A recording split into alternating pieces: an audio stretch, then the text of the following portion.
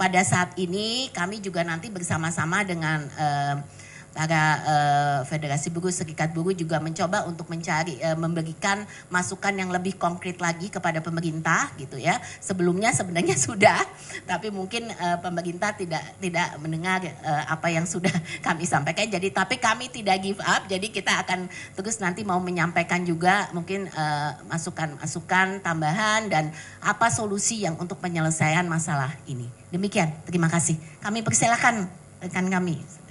Terima kasih Bu Sinta. Silakan untuk Bu Eli untuk waktunya, silakan. Baik, selamat pagi. Assalamualaikum warahmatullahi wabarakatuh.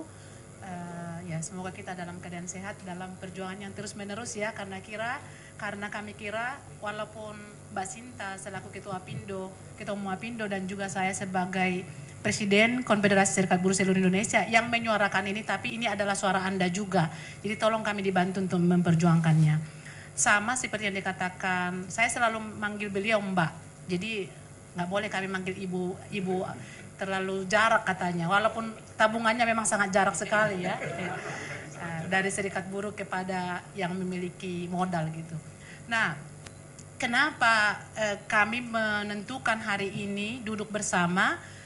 Memang saya boleh katakan kali ini kami menghadapi masalah yang sama.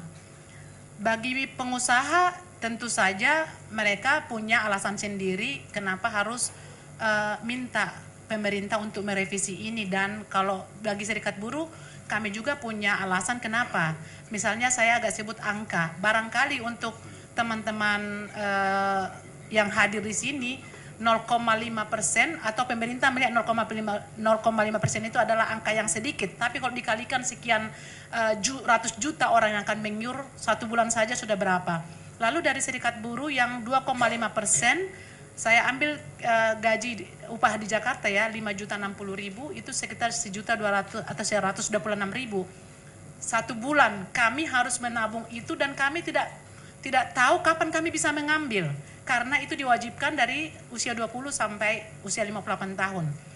Di era fleksibilitas ketenagakerjaan saat ini kan tidak ada yang bisa menjamin saya akan berada dalam satu perusahaan itu sampai usia 58 tahun. Bagaimana nanti misalnya mereka yang sudah tidak bekerja, yang meninggal, dan yang banyak sekali seperti yang kita ketahui bahwa dana ini tidak sedikit dan kita dipaksa, ini dalam tanda kutip ya, dipaksa menabung wajib, dan itu seperti azas gotong royong, kita subsidi silang.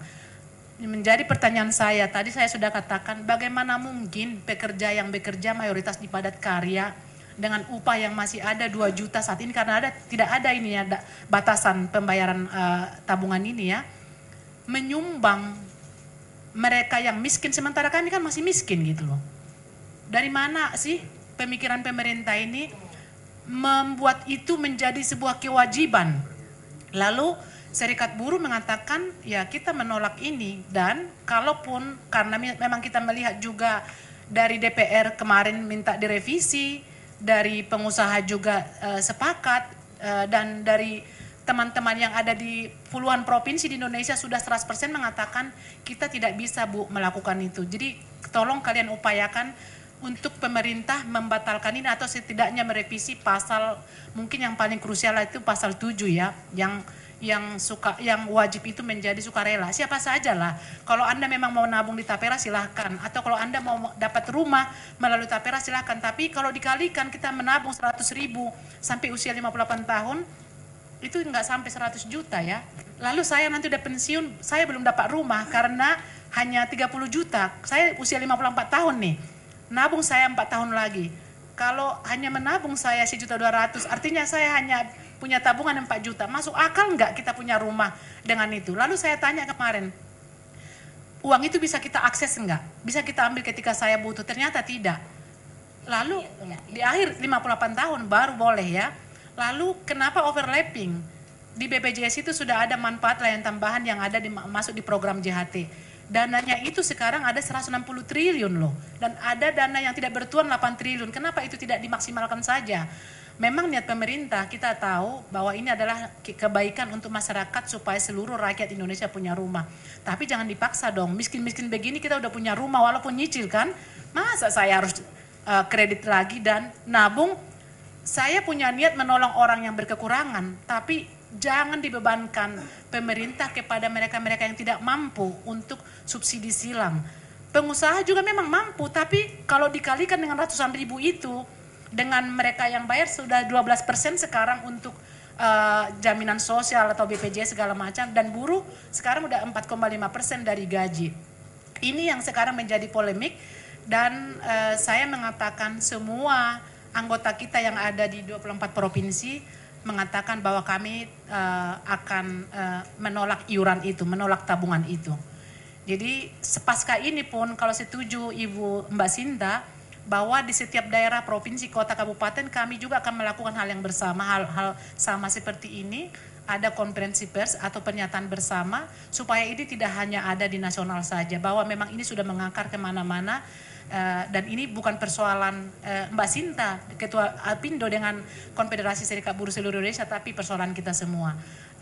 Hanya begitu yang bisa saya sampaikan sekarang, tapi kami masih di sini untuk tanya jawab, demikian.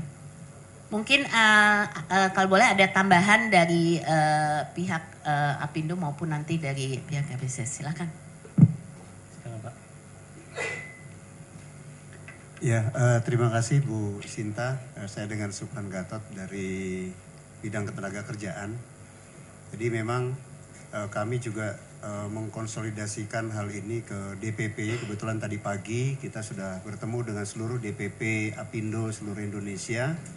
Dan kami juga grasping apa yang mereka rasakan dan semua sama satu tujuan. Jadi memang yang diharapkan oleh swasta itu bagaimana proses pemanfaatan MLT perumahan yang ada di BPJS saat ini, karena itu sudah berjalan dari tahun 2017 dan kurang lebih sekitar 4.512 peserta sudah memanfaatkan dengan anggaran yang terserap itu sekitar 1,2 triliun. Jadi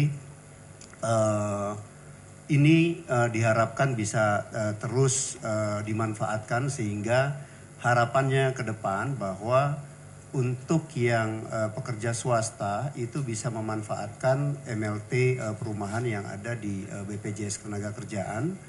Dan untuk mungkin kalau pemerintah ingin menerapkan tapera, itu seperti yang sekarang sudah dilaksanakan juga dengan ASN, ABRI dan Polri. Ya tentunya itu yang sekarang sudah berjalan gitu. Kira-kira itu Bu Sinta tambahin. Terima kasih Bu.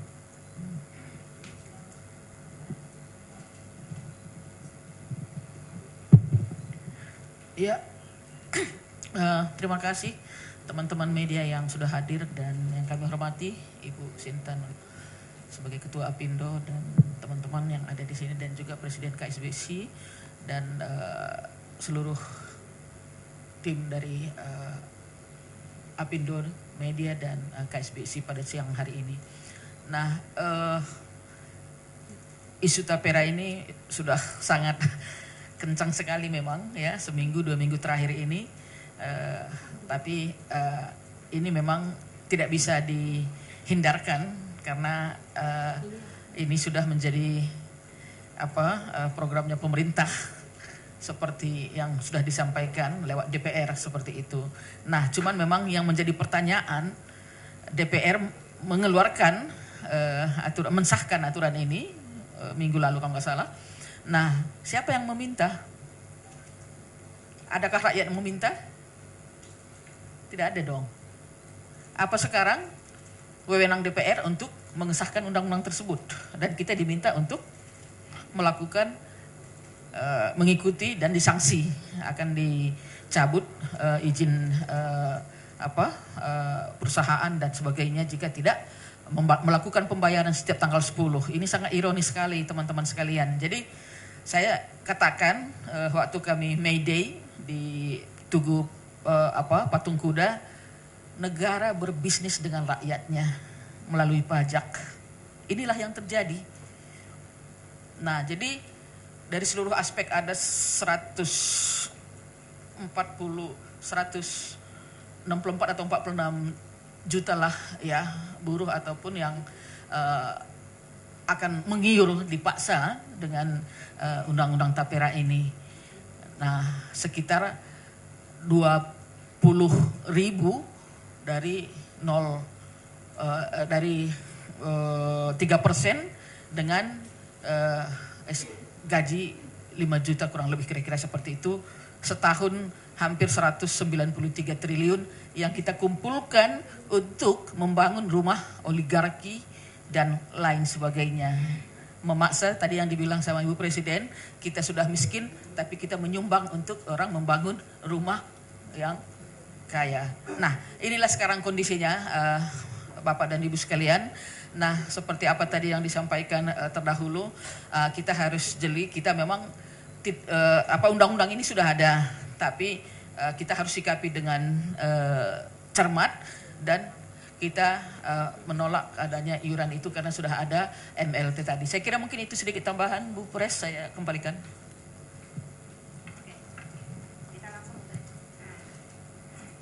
Terima kasih untuk pernyataannya. Baik teman-teman, saat ini kita melanjut ke sesi tanya jawab. Untuk sementara kita buka 3 dulu ya. Oke, Mas tuh 2, ada satu lagi 3. Oke, baik. Mic-nya boleh.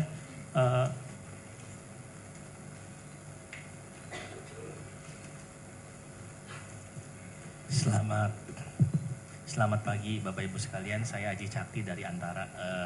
Saya cuma punya satu pertanyaan aja buat Ibu Eli sama Ibu Sinta. Kemarin ada masukan bahwa ini kan terkait dengan revisi PP juga ya, PP Tapera. Kemarin ada masukan juga bahwa di PP ini ternyata Komite Tapera itu tidak mengakomodasi atau tidak ada wakil dari buruh maupun pengusaha. Nah, apakah Bu Eli dan Bu Sinta nanti akan mengajukan usulan agar pengusaha dan buruh ikut serta dalam Komite Tapera untuk mewakili para buruh dan pengusaha? Terima kasih. Kita jawab 3-3 ya. 3-3 dulu ya. Silakan. Oke, tadi siapa? Selamat pagi menuju siang, Bapak-Bapak Ibu-Ibu, Andi dari Kata Data. Ada 2 pertanyaan, Bu. Ini kan awal dasar hukumnya dari UU ya, Bu. Terus turun ke PP. Nah, pertanyaannya dari buruh sama dari pengusaha ada rencana untuk bawa ini ke MK nggak biar selesai sekalian gitu. Yang kedua, kalau ini amit-amit terjadi, dampaknya ke industri, ke pengusaha atau ke buruh akan seperti apa sih, Bu? Apakah nanti akan mengurangi kemampuan perusahaan untuk ekspansi atau nanti buruh nanti jadi makin tercekik atau gimana? Makasih. Oke, selanjutnya. Baik, terima kasih atas kesempatannya. Saya Savero dari Tempo, Bapak Ibu sekalian. Mungkin dari Mbak Sinta dan Mbak Eli tadi kan sempat bilang bahwa ini udah sempat disuarakan sebelumnya, tapi kan dari pemerintah sendiri belum mendengar ya kan. Tapi semisal hal ini sudah disampaikan, sudah lewat konferensi pers ini, sudah dari gerakan sampai akar rumputnya sudah menolak, tapi semisal nanti pemerintah tetap memaksakan diri untuk terus memberlakukan tapera ini, langkah apa yang akan dilakukan? Mungkin dari sisi pengusaha, apakah pengusaha ini mau melobi pemerintah lewat cara lain kah? Atau dari serikat buruh, apakah mau ada gerakan lain, entah itu gerakan mogok atau entah mungkin gerakan lain yang bisa membuat pemerintah mendengar keluhan ini. Terima kasih. Baik, terima kasih teman-teman. Silakan Bapak Ibu untuk merespon. Ya, terima kasih. Pertama dari Mas Adi ya, itu tentang tidak adanya di Tapera ini kita apakah ada perwakilan kita duduk di situ dengan pengusaha? Memang tidak ada, Mas. Jadi dulu sebelum undang-undang ini disahkan memang pernah ada, bukan sosialisasi ya, kita sudah tahu dan saat itu juga memang itu sudah ditolak. Lalu memang bagaimana mungkin pengusaha dan perwakilan tenaga kerja tidak ada di sana sementara itu adalah uang mereka seperti itu. Nah, sampai sekarang itu belum ada, Mas. Tapi bukan gara-gara itu kita sebenarnya untuk menolak ya, tapi karena potongan-potongan ini menjadi overlapping dan terlalu banyak yang kita berikan dan kita tidak tahu untuk apa manfaatnya. Lalu dari Mas Adi yang kedua, apakah ada rencana akan membawa ini? Kalau misalnya kan Undang-Undang Nomor 4 tahun 2006, nomor 4 ya? Tahun 2016 ini kan minta direvisi ada beberapa pasal tertentu. Kalau PP-nya kita memang akan bisa sedang kita pikirkan kapan mau kita bawa ke Mahkamah Agung ya, bukan ke MK. Dan sebelum itu memang Serikat Buruh juga ini menyambung ke Tempo ya. Tidak serta-merta kita langsung turun aksi besar-besaran gitu. Ada hal-hal yang step by step yang kita akan bicarakan. Misalnya seperti tadi kita katakan di daerah akan bereaksi dulu dengan cara seperti ini. Lalu kami menyiapkan kertas posisi ya, menyikapi ini bersama dengan Apindo dalam waktu dekat. Karena ini sudah sangat mendesak. Lalu barangkali memang saya nggak tahu nanti kesepakatan kami selanjutnya apakah ada lobby atau ada pertemuan-pertemuan, dan dari Serikat Buruh jelas pasti akan ada aksi turun ke jalan untuk ini. Mungkin baru itu yang bisa saya sampaikan sekarang. Terima kasih. Jadi memang tidak ada ya perwakilan untuk di Tapera. Dan itu mungkin juga sesuatu yang akan kami usulkan kalau nantinya akan berjalan, ya itu perlu adalah perwakilan dari pekerja dan buruh, dari pekerja dan pemberi kerja. Nah, mengenai jadi mungkin saya mau menjelaskan dulu ya, ini dampaknya tuh seperti apa sih? Kalau kita lihat sekarang ini aturan Tapera ini yang terbaru ini akan menambah tentu saja beban baru bagi pemberi kerja maupun pekerja ya. Saat ini beban pungutan yang telah ditanggung itu hampir 18,24% sampai 19,74%. Nah ini apa saja? Ada jaminan jam sostek, JHT, jaminan kematian, kecelakaan kerja, pensiun, jaminan sosial kesehatan, ada cadangan pesangon, ada macam-macam. Jadi jumlahnya sekarang itu. Jadi kalau misalnya ada penambahan lagi, tentu saja ini akan bertambah bebannya semakin berat. Dan juga dengan kondisi yang ada sekarang ini dengan ya pelemahnya permintaan pasar dan lain-lain, ini tentunya akan mempengaruhi ya kondisi yang ada. Tapi sekali lagi kami tegaskan di sini yang jadi permasalahan adalah mengenai aspek konsep tabungan gitu. Jadi ini adalah kembali lagi tabungan. Nah kalau tabungan itu harus konsepnya sebenarnya sukarela gitu ya. Dan marilah kita bersama-sama optimalkan yang sudah ada di jaminan sosial ini bagaimana untuk pemanfaatan dalam penyiapan ya. Jadi kami melihat bahwa pemerintah memperhatikan buat pekerja memiliki rumah layak itu bagus sebenarnya konsepnya, ya kan? Tapi kita mesti melihat mekanismenya nih apa yang sudah ada, bagaimana caranya supaya kita bisa lebih mengakselerasi daripada existing yang ada, daripada menambah lagi beban untuk pemberi kerja dan pekerja yang sudah saat ini juga sudah cukup berat. Nah, kalau kita melihat langkahnya apa, langkah selanjutnya kita akan lakukan. Jadi memang judicial review kalau memang harus dibutuhkan, harus dilakukan ya mungkin kita akan harus ke arah situ gitu ya. Tapi pada saat ini yang kita mau bersama-sama, dan kenapa ini kita gabung, maksudnya kita sudah banyak bicara ke media juga sendiri. Kenapa kita sama? Karena kami merasa perlu ada satu posisi bersama untuk masukan kepada pemerintah. Karena kadang-kadang pemerintah juga bingung dengan berbagai kepentingan ya. Dalam saat ini kepentingan kita semua sama gitu.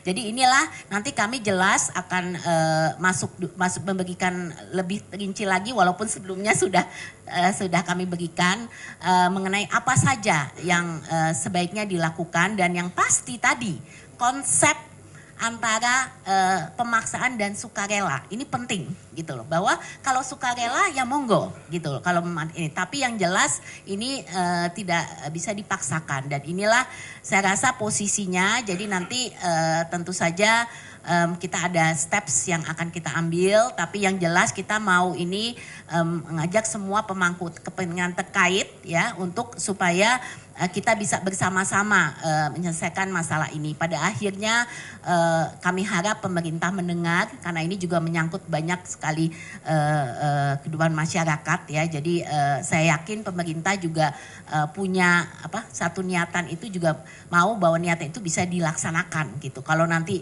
akhirnya nggak bisa jalan, mau buat apa juga gitu kan. Nah ini kita kembali lagi kepada visi awalnya. Demikian, terima kasih. Baik, terima kasih Ibu. Untuk sesi kedua aku buka 3 lagi ya. 1, 2, 3. Baik. Silakan. Selamat pagi Bu. Saya Dova, Bloomberg Teknos. Kan kemarin Bu Sinta di acara Bursa Efek udah katanya menyurati Pak Jokowi ya Bu. Itu kelanjutannya dari suratnya itu gimana? Apakah udah ada balasannya Bu? Sama mau bertanya juga ke Bu Eli Rosinta. Tadi pertanyaan soal dampak ke pekerja kalau tapera ini dilakukan belum dijawab. Mungkin bisa dijawab. Terima kasih. Perkenalkan Bu, saya Debrinata dari Trenasia. Sebenarnya mau sedikit mundur dikit ya Bu. Mau tanya keterlibatan Apindo sejauh ini tuh dalam perumusan PP ini tuh sejauh apa sih Bu? Apakah kayak apa ya, diajak ngobrol kah misalnya sama pemerintah sebelum PP ini keluar atau gimana untuk sisi pengusaha? Terus kalaupun misalnya ini tapera dilaksanakan ya, kira-kira ada nggak sih Bu sektor yang diuntungkan dari hal ini gitu? Terus sektor apa aja gitu? Kalau memang tujuannya untuk kurangi backlog, apakah pengembangan swasta nantinya turut dalam tapera itu akan bagus atau justru cuman BUMN aja udah cukup gitu? Terima kasih Bu.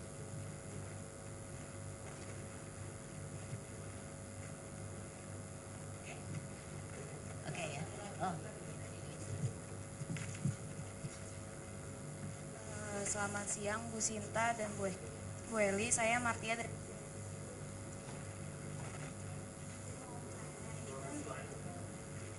Halo.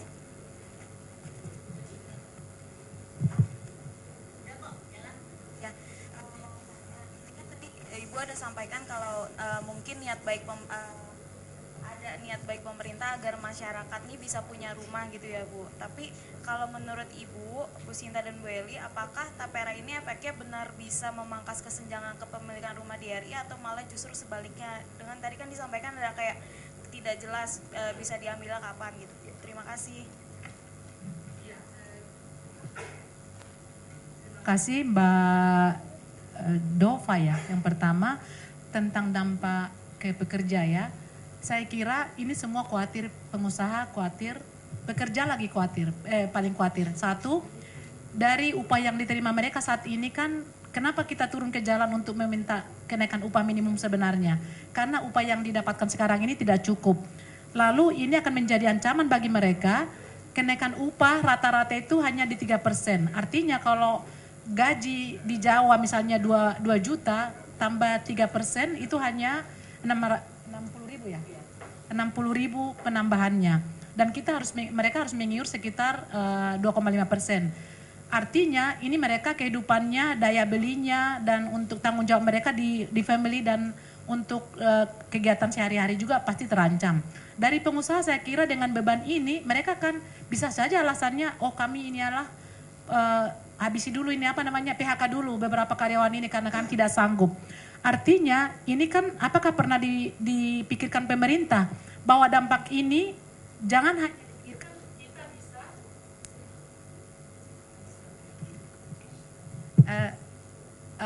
ini gampang mudah diambil dari upah bulanan dan wajib itu mungkin bagi pemerintah sangat sederhana, tapi bagi buruh yang mayoritas bekerja di padat karya ini sangat mengganggu sekali. Dan saya khawatir sebelum ini diundangkan dari pihak pengusaha sudah ada ancang-ancang mana dulu ini pabrik yang ditutup karena kita tidak sanggup. Lalu pekerja sementara mereka bagaimana membiayai anak sekolah untuk kontrakan rumah, boro-boro untuk mencicil rumah ini atau membantu mereka yang miskin dalam kategori kita sama-sama sebenarnya. Jadi ini adalah ancaman. Lalu kepada serikat pekerja dengan berkurangnya nanti tenaga kerja yang bekerja, otomatis kami juga berkurang anggota dong.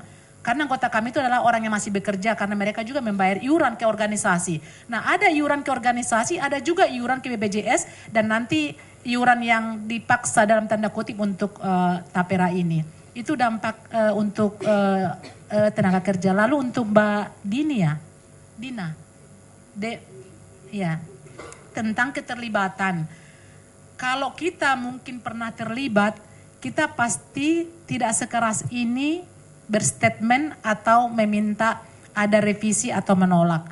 Masalahnya kita masih sibuk menonton Vina, masih sibuk dengan yang mengikuti kejaksaan, Serikat Buruh masih sibuk dengan Omnibus Law, ada lagi cerita-cerita yang lain. Ini tiba-tiba ada dan berkomentar semuanya. Dan yang saya salut adalah ada dari DPR yang mengatakan ini perlu direvisi. Dan kalau saya tidak salah baca ya, mudah-mudahan Pak Erlangga juga saya baca tadi ini butuh direvisi. Artinya kenapa ini semua dari semua stakeholder ini bereaksi bahwa ini tidak boleh dilaksanakan dulu. Tapi Pak Jokowi barangkali karena beliau sudah akan meninggalkan kedudukannya segera, dia bilang biasa kok itu ribut-ribut seperti BPJS dulu, nanti kalau dinikmati. Bapak, kapan kami bisa menikmati? Karena kami akan mengiuri itu sampai 58 tahun dan di mana rumah itu? Di mana lahannya? Berapa bunganya? Bolehkah ketika kita sudah sangat jatuh miskin dengan iuran-iuran ini, kami bisa meminta itu sebahagian seperti itu. Mudah-mudahan Pak Jokowi menonton ini ya. Lalu efeknya, tadi pertanyaan dari Mbak ya. Coba bisa diulang nggak sekali lagi Mbak?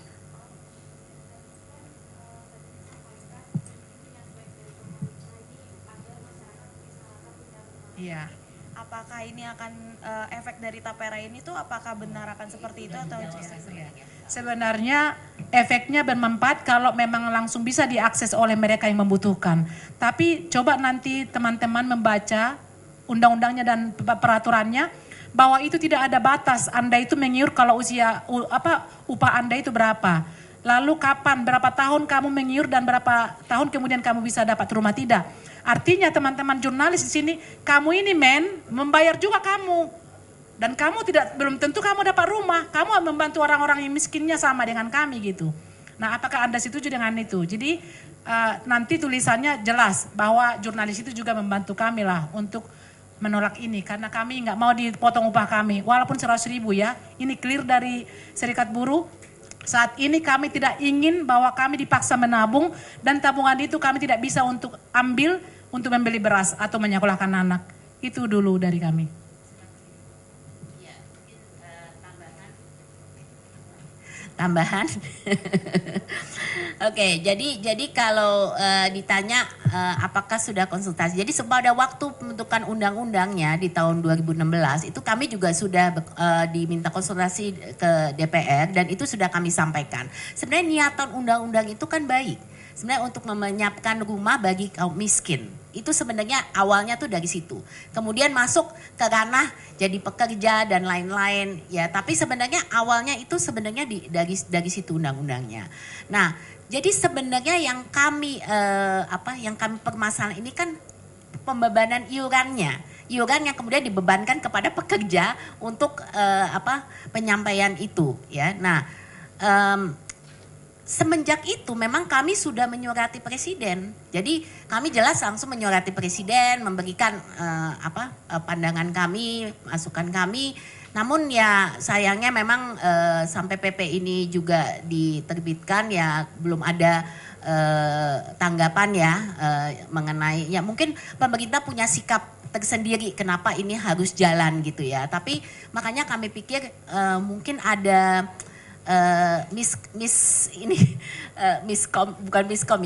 perlu klarifikasi lah gitu loh sebenarnya. Karena kita juga pingin supaya pada akhirnya visi untuk masyarakat miskin dapat rumah itu bagus gitu. Jadi ini yang kami di sini perlu memberikan masukan kepada pemerintah lebih jauh ya. Kenapa ini juga tidak bisa diimplementasikan seperti ini dengan pembebanan iuran yang ada. Nah, kalau harapan kami sebenarnya ini sudah kami sampaikan selalu. Sebelum aturan itu keluar memang perlu konsultasi yang lebih dalam gitu. Karena jadi nggak seperti ini gitu ya. Jadi kita makanya semua tuh aturan tuh perlu ada dianalisa namanya regulation impact assessment. Ada assess. Ini kenapa? Ini perlu untuk juga di pemangku kepentingan terkait ini perlu dilibatkan gitu loh. Sebelum ini resmi keluar. Jadi kami sudah terus-menerus mengingatkan pemerintah. Jadi harapan kami juga pemerintah akan mau mendengar mendengar dan seperti tadi dikatakan juga dari DPR mungkin harapannya juga bisa merevisi ini gitu kan dari undang-undangnya dan nantinya untuk keturunan PP-nya. Nah kalau pertanyaan bagaimana dengan para pengembang? Sebenarnya pengembang itu juga punya tujuan sama. Pengembang itu juga pastinya bisa membangun rumah termasuk perumahan rakyat gitu ya. Itu pengembang kami banyak yang bisa melakukan itu gitu. Ini prinsipnya tidak ada kaitan dengan apakah pengembang itu kemudian diuntungkan. Karena yang jadi permasalahan adalah iuran. Pengembang itu juga punya pekerja. Dia juga perusahaan punya pekerja, dia juga banyak yang padat karya gitu loh. Jadi disinilah saya rasa kuncinya kita harus pisahkan bahwa tentu saja kita siap, pengembang siap untuk membangun rumah masyarakat dengan kalau adanya pendanaan yang mencukupi, tapi isunya di sini bukan itu gitu. Isunya di sini ada pembebanan daripada iuran tambahan yang nggak perlu sebenarnya karena kita sudah ada di dalam existing iuran jaminan sosial yang udah memberikan kesempatan untuk para pekerja untuk mendapatkan kredit rumah dan lain-lain.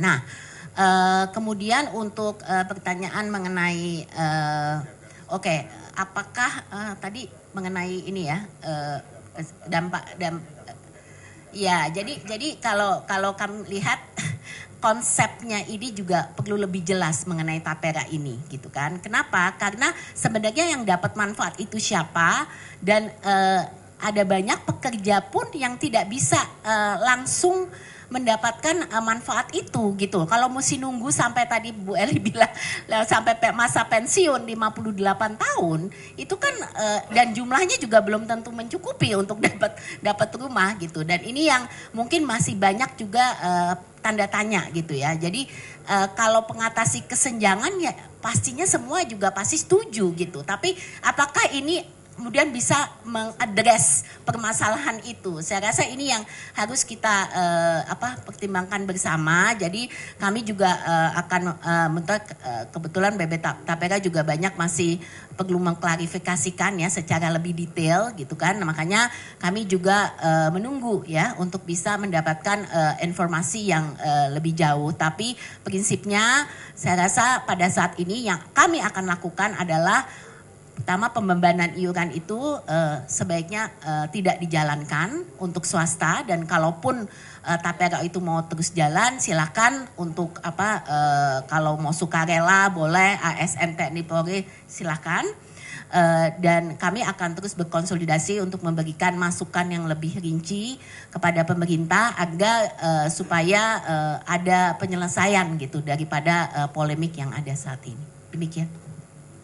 1 menit lagi teman-teman ada yang tertinggal menyambung yang Ibu katakan ya soal nggak apa-apa tapera sebenarnya ada tapi ada bahasa yang mengatakan itu biarlah sukarela. Siapa yang mau nabung melalui itu untuk dapat rumah ya silahkan tapi jangan dipaksakan.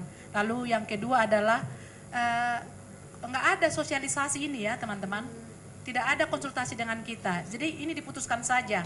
Dan ini kesalahan pemerintah yang kesekian kalinya membuat sebuah peraturan atau undang-undang tapi minim konsultasi publik. Sehingga ada penolakan. Saya nggak tahu apakah pemerintah mengatakan begini. Yang penting ada dulu. Nanti kalau ada masalah baru kita hadapi. Atau kita batalkan. Nah seperti itu. Nah tapi di sini kami mengambil peran pertama dengan Apindo. Karena anggota Apindo ini adalah bos-bosnya para anggota kami di beberapa daerah di perusahaan dan ini kami bersama-sama dan nanti dalam segera ya Bu kita akan membuat kertas posisi yang bersama-sama juga apa isi suara kami tentang tapera ini. Demikian ya kawan-kawan.